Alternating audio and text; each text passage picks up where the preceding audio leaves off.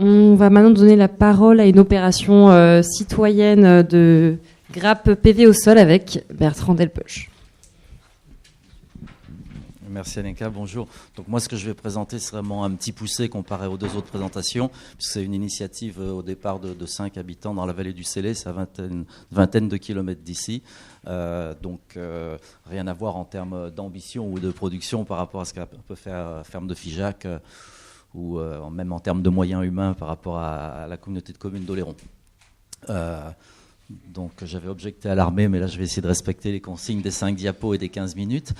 Donc une brève histoire locale. Donc on a démarré sous forme d'association il y a 1 an et demi. L'idée avec un groupe de 5 habitants, c'est de se dire bon, on voudrait faire quelque chose pour la transition énergétique, d'une part. Et d'autre part, on a une période où l'épargne dort dans les banques avec des livrets à 0,75%. Donc c'est le bon moment pour essayer de proposer aux gens de mettre leur épargne dans un projet de transition citoyenne. On a démarré sur une commune qui s'appelle la commune de Bringues avec une réunion publique.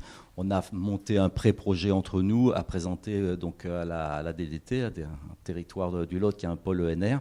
Et puis on a la chance d'être dans une région qui a un appel à projets spécifiques qui aide les projets d'énergie citoyenne et participative. Ça a été dit hier par Carole Delga. Et donc on a été lauréat en 2016 sur l'ancienne région Midi-Pyrénées. On était le seul projet. Donc on propose de faire un puis plusieurs petits parcs au sol de 250 kW crête. C'est ça le format qui a été retenu et soutenu par la région.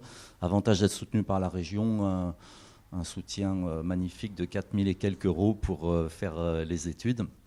Et puis si ensuite on est sélectionné, la région abondera 1 euro par euro citoyen investi. Ça c'est la première étape. On est dans une zone donc rurale, peu peuplée, 10 habitants au kilomètre carré. On a donc fait le pari d'avancer prudemment. On a proposé aux gens qui étaient intéressés, qu'on voyait dans les villages, de signer une intention de souscrire, mais on a volontairement collecté aucun chèque parce qu'on ne voulait pas démarrer sur quelque chose sans en être vraiment sûr. C'est nouveau et il ne fallait pas se planter parce que si on se plante une première fois avec un projet participatif, on plante l'idée pour plusieurs années. Donc on a laissé maturer le projet. On a finalement créé une SAS, mais donc sous forme coopérative. Donc on pourra revenir un peu sur le débat. Donc on s'oblige à mettre 57% de notre résultat chaque année en réserve, ce qui limite les possibilités de rétribution pour faire le lien avec ce que Laurent Cos disait pour les SAS de Ferme de Figeac. Et puis simplement cette année, au mois de juillet, on s'est dit ok, on est assez avancé. On a un terrain communal. On a fait une préétude de raccordement, puisque bien sûr c'est toujours un coût très élevé avec Enedis. On avait récolté des intentions, aucune garantie, mais des intentions pour quelques dizaines de milliers d'euros et une centaine de personnes. On s'est dit ok, on passe au go, on démarre et on demande les chèques. Donc ça c'était fin juillet, donc à peu près, pour garder une question de calendrier, 1 an et quelques mois après l'idée initiale. Diapo suivante, c'est pour ça que je prête de brèves histoires. Donc, qu'est-ce qu'on souhaite faire ? On est sur des communes qui ont, chez nous, entre 100 et 500 ou 600 habitants pour les grosses communes. On voudrait montrer que sur une première commune, celle de Bringues, on peut faire un parc au sol. Et puis, si ça marche, on essaiera de créer la grappe. C'est difficile pour nous de le faire sur des toitures parce qu'on est sur des villages qui ont un beau potentiel historique. Donc, même si on peut toujours discuter avec un ABF, là, on pensait que c'était assez difficile. Donc, on s'est dit, OK, c'est un inconvénient, on en fait une force. Au lieu de gérer des grappes de toit, comme ça se fait dans des projets participatifs dans d'autres régions, on va faire une installation collective. Finalement, si on réussit, c'est plus facile à gérer. L'inconvénient de notre choix, c'est que c'est du tout ou rien. C'est-à-dire que très concrètement, soit d'ici le printemps prochain, on a 320 000 euros et le projet démarre, sinon on ne fait rien, on ne le fait pas. Tandis que sur des toits, vous pouvez démarrer avec 30 000, 40 000 euros et progresser ensuite. 250 kW crête, bon, parce que c'est la limite réglementaire pour ne devoir faire qu'une autorisation de travaux. Et puis un autre avantage aussi de cette formule-là, c'est l'euro investi par kilowattheure produit. C'est plus facile, enfin disons, meilleure rentabilité si on est sur 250 kW crête en projet collectif. La diapo suivante, donc en pratique, voilà, si on voit sur la photo, ce sera deux bandes de panneaux sur un terrain de causses. On ne va pas le faire dans la vallée, on va le faire sur les causses. Sur le premier projet se fait sur une parcelle qui n'avait plus aucun usage agricole ou humain depuis des dizaines d'années, donc une lande, enfin une pelouse sèche dégradée en lande à Genévrier, qui qui sera alloué à la commune. Pourquoi vouloir arriver à cette grappe? Bon, je l'ai dit du point de vue technique, financier, c'est aussi une façon de motiver la population à souscrire. On ne va pas souscrire pour aller faire quelque chose sur le toit du voisin, mais pour, à l'échelle d'un village, produire l'équivalent de ce que consomme le village. Alors c'est clair, on vend, hein, on n'est pas dans la logique d'autoconsommation aujourd'hui. On pense important cet effet d'entraînement. Alors je peux déjà un petit peu avancer, tu peux même déjà passer à la diapo suivante, comme ça on gagne du temps. J'ai essayé de montrer ce qui est sur la base de notre expérience. Le parc n'est pas encore construit. On a bon espoir, en fait, on a commencé les travaux préparatoires et qu'il soit monté au printemps prochain. Donc pour donner une idée, j'étais content de l'exemple donné par la communauté d'Oléron parce que du coup, nous on est à 170 sociétaires, on a passé dimanche les 100 000 euros de capital social et on est très loin d'avoir 300 000 personnes, même en été. Donc voilà, dans des zones peu peuplées, pour nous c'est significatif d'avoir 170 sociétaires aujourd'hui qui sont presque 3/4 des locaux et d'avoir levé pour le moment 100 000 euros. On n'est pas encore au bout de nos peines, mais c'est un élément important. Pour nous, les énergies renouvelables, c'est un domaine technique, c'est intéressant, mais c'est aussi un projet social derrière, de faire réfléchir sur la consommation électrique. La grappe aussi, pour nous, ces parcs, c'est une façon d'amener les écoles, de montrer quelque chose et de discuter avec les gens. Ils connaissent tous, quand on fait une réunion publique, le prix du gasoil, mais la plupart des gens ne savent pas combien leur coûte le kilowattheure électrique. Donc on est sur un projet support un peu de réflexion sur les énergies renouvelables. Alors, Alenka, Johan nous avait demandé de dire qu'est-ce qui nous a aidé, qu'est-ce qui nous est difficile dans ce projet-là. Donc, ce qui nous a aidé, premier point, c'est la région Occitanie avec son appel à projet, je l'ai dit. Le deuxième point, on va faire un peu de pub, mais c'est le prix d'achat pour Enercop. On ne pouvait pas faire un parc comme ça sans être à 10 centimes. On n'a pas d'obligation d'achat, donc on n'a pas de soutien de l'État sur la production. Enfin, sur le prix, donc il a fallu qu'on négocie avec Enercop un prix d'achat, je ne sais pas s'il est visible, enfin bon, en tout cas on s'est mis d'accord sur un prix sur 25 ans. Johan, oui, c'est ça, ok, oui. Donc voilà. 10 centimes, à 10 centimes, voilà, si Johan est prêt à 10 centimes, donc on est très en dessous des prix qui ont pu, disons, rentabiliser des installations dans les années passées, mais on se rapproche d'une opération que nous souhaitons reproduire, y compris sans les subventions de la région Occitanie. Et c'est ça pour nous un enjeu fort. On va avoir un projet dans lequel on fait une bonne valorisation de l'argent public. On aura à peu près 2 centimes par kilowattheure de subventions publiques grâce à la région sur ce parc-là. Donc dit autrement, on va produire à 10 centimes vendu à Enercop plus 2 centimes de subventions publiques. Donc on est à 12 centimes. Nous, ça sera notre fierté. Ça veut dire qu'on fait une bonne gestion de l'argent public. Et entre parenthèses, qu'on utilise dans les réunions dans les villages, Hinkley Point, le fleuron de l'EPR nucléaire français, a négocié un prix garanti à 13 centimes. Ça veut dire qu'un projet villageois aujourd'hui en énergie renouvelable, on peut sortir de l'électricité moins cher que le fleuron du nucléaire français à l'exportation. Ça, c'était une parenthèse. Le troisième point qui nous a aidé, c'est le fait de n'étant pas à l'obligation d'achat, on a une déductibilité fiscale de 18%.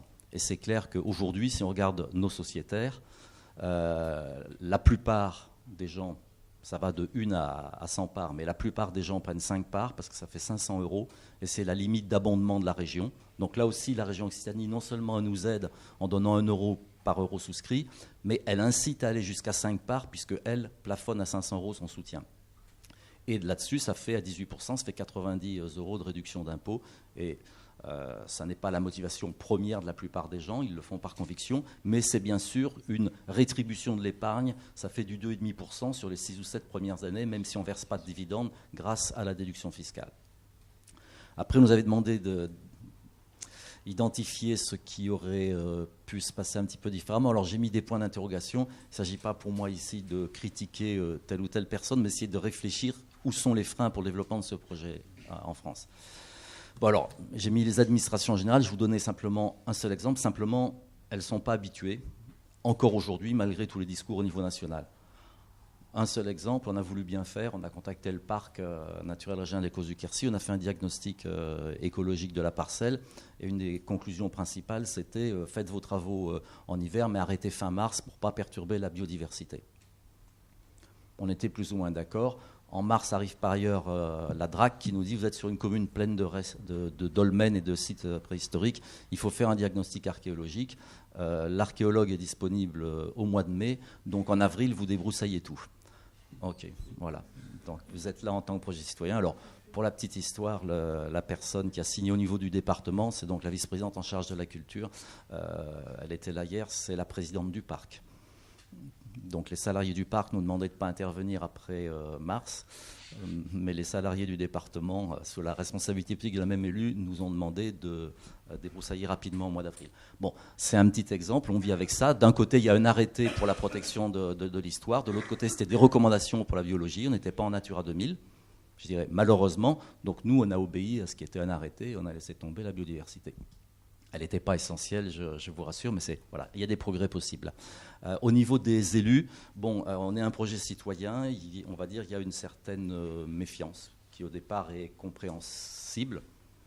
Ce qui est plus difficile, c'est simplement la non-réponse, ça nous embêtait un peu plus.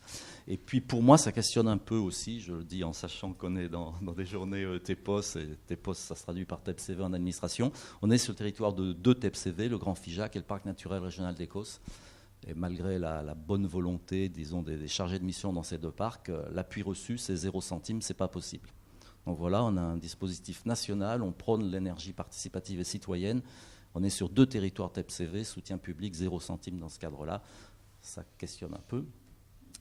Et par contre, on a 2 obstacles qui, là, nous paraissent, sur lesquels je veux insister aujourd'hui. La taxe de raccordement. Si on avait la chance d'être en Languedoc-Roussillon, alors je ne sais plus le nom officiel, Johan, de cette taxe, je l'oublie toujours. Enfin, oui, la quote-part pour RTE, ça serait 0 centime si on était dans l'ex-Languedoc-Roussillon. C'est 14 000 € la plus chère de France dans l'ex-région Midi-Pyrénées. Par rapport à la puissance, en fait, oui. On est à 70 € le kilowatt crête, 69 € le kilowatt crête raccordé. Au-delà de 100 kW. Vous payez 69 € le kilowatt. En ex-Midi-Pyrénées. En ex-Midi-Pyrénées. Et on payerait 0 si on est en Languedoc-Roussillon. On payerait 30, enfin un peu moins de 30 en Languedoc-Roussillon. Donc c'est divisé par 2. C'est le schéma en fait, de raccordement des énergies renouvelables qui a été produit par RTE à l'époque quand il y a eu la grande politique régionale pour mettre en place le plan climat et donc il y a un souhait à terme d'une certaine harmonisation. Ça a l'air de rien, mais pour nous, voilà, c'est un projet citoyen de 320 000 €. On va dépenser 10 000 € de plus. Et le deuxième point, Andreas Rüdiger hier faisait une comparaison entre l'Enfrance et l'Allemagne. De fait, on propose à la population de devenir sociétaire d'une SAS SIC. C'est une offre publique de titre financier, donc on est soumis aux obligations de l'AMF. Donc en fait, on ne fait rien en public. On serait en Allemagne, on aurait une dérogation d'entrée parce qu'on est une coopérative citoyenne. On est en France, on est soumis à l'AMF. Donc on fait un site internet, on ne peut pas mettre le bulletin de souscription, on rencontre une journaliste, on ne peut pas expliquer quelles sont les conditions d'investissement parce que ça va être public. On fait des réunions dans les villages où au début on ne mettait même pas d'affichette pour ne pas être critiqué là-dessus. Maintenant on fait des réunions avec des affiches, et on dit aux gens la première partie est publique, une feuille signe, seuls ceux qui auront mis leur adresse courriel pourront rester dans la deuxième partie qui sera privée. Enfin, on est extrêmement limité alors que c'est clair qu'on n'est pas une opération de spéculation financière. Ça coûterait 0 centime d'avoir un texte législatif qui donne comme en Allemagne, en vertu de la même directive européenne, qu'on ait comme en Allemagne une dérogation pour des projets comme les nôtres. Et peut-être si j'ai encore 3 minutes, je finis par ma dernière diapo. Donc voilà, on n'est pas une start-up, on utilise une vieille technologie de panneaux solaires, on ne collecte pas des millions en 15 jours sur une plateforme, on fait ça en bouche à l'oreille, etc. On essaie de développer ce que moi j'appelle une start right au niveau local, avec une éthique, une gouvernance qui est réellement locale, donc un projet qui est réellement participatif, un capital social qui est transparent, bientôt sur le site des déclarations d'intérêt de chacun des administrateurs. Si l'un ou l'autre a un rapport, parce qu'il y en a un qui est maire de la commune sur lequel on va le louer, on fait très attention à toutes ces choses-là pour avoir un projet qui soit transparent et qui soit crédible. Et puis dernier point, je l'ai dit, on se veut être un projet économe en crédit public parce qu'on peut développer les énergies renouvelables. On a eu une période qui était nécessaire, forte de soutien public, mais Ça sera de moins en moins le cas. Il y a dans l'opinion, une partie de l'opinion, une critique sur le fait que l'énergie renouvelable, ça coûte cher. Nous, ce qu'on veut montrer à terme, c'est qu'on fait de l'énergie locale, citoyenne et la plus économe possible à terme sans soutien public. Voilà, merci.